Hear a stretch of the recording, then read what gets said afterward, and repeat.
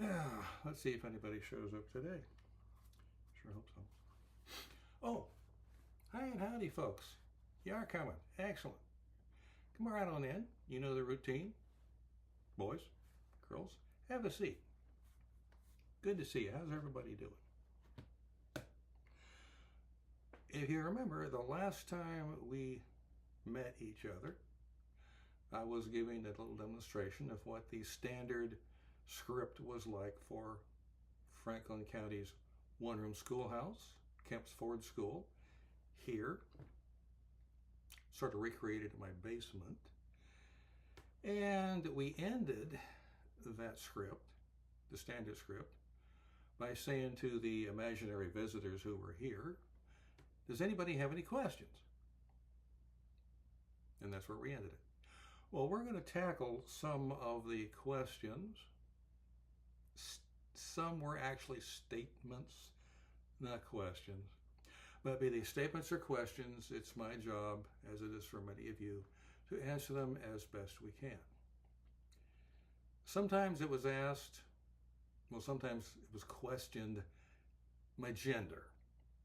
I'm here, I'm male, I've always been male, and some people found that a little odd, and they would either ask about it or they would just tell me that this is not right. I know where they're coming from. They're coming from their own experience in schools, which they take as being the norm for all time, back to dinosaurs perhaps, who knows. And to see a male here doing the teaching, it sort of upsets their apple cart. Well, about my being male, my parents had something to do with that. I had no say-so in the matter whatsoever. But that's not what I told them. That would be snarky, and snarky can get you written up. So, no, that's not what I told them. What I said was, prior to the late unpleasantness, which is future history, and this is 1850, the future unpleasantness hasn't happened yet, but we're gearing up for it, I'm pretty sure. Most teachers were male. Females represented a decided minority of the teachers. How do we know this for the antebellum period? I'm glad I asked. Here it is. In the 1850 Franklin County Census, there's a line for occupation. And here's what it read. There were 19 teachers all total that gave their occupation as teacher. And how many do you think were female? Take a guess. I'll tell you, 3. 19 teachers, 3 female, 16 were male. That, for its time period, is the norm. So, that's out of the way, I hope.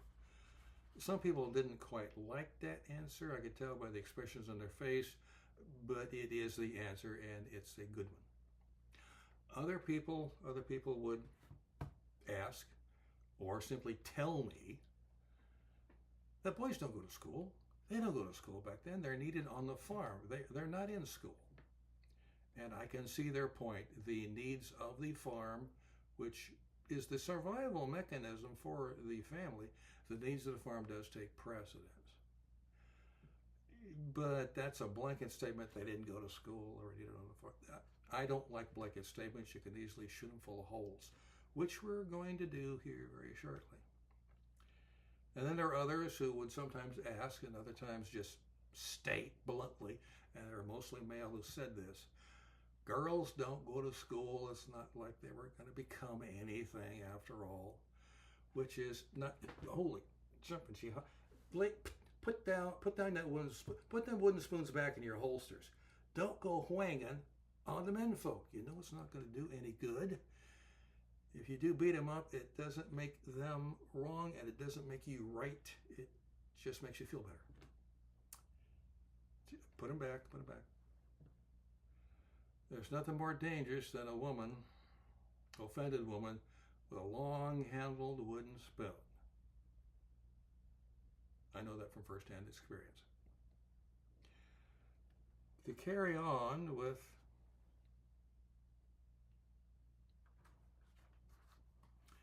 with this. What does the census say about the number of students who are in school? Again, consulting the 1850 census, there's a line, a column really, that says attended school in the past year.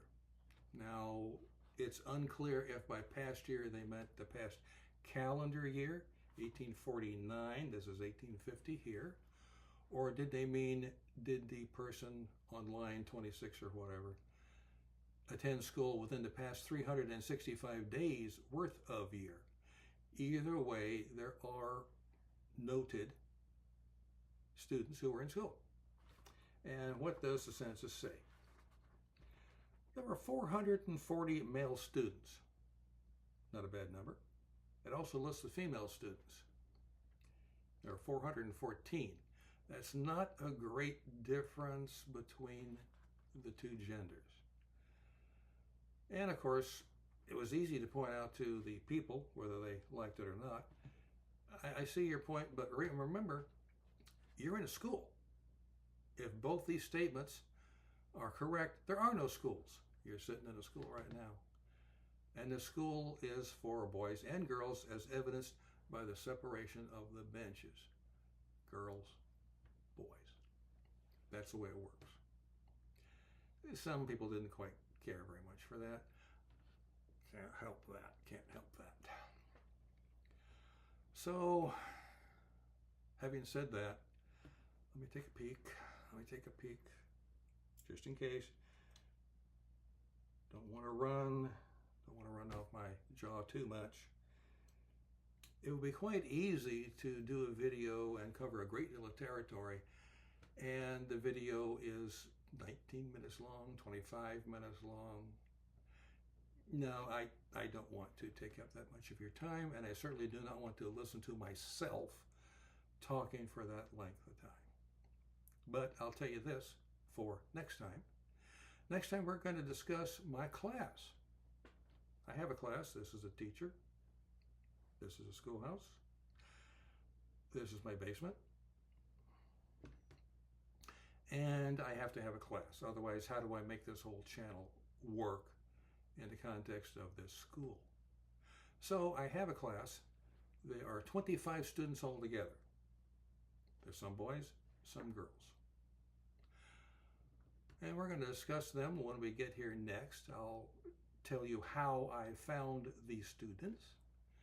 And we'll do the girls in a subsequent episode. The boys are going to take up some time. And besides, I want to leave the best till last. But that's it for now. Class, I'm going to dismiss here very quickly. Thank you for coming. I'm glad you stayed for the full however long this is. I hope I've earned a like or two, a subscription or two. It would be helpful and appreciated. Take care of yourselves until the next time our trails meet. And when that happens, until that happens, this is once again Dave Diggs, coming to you from a long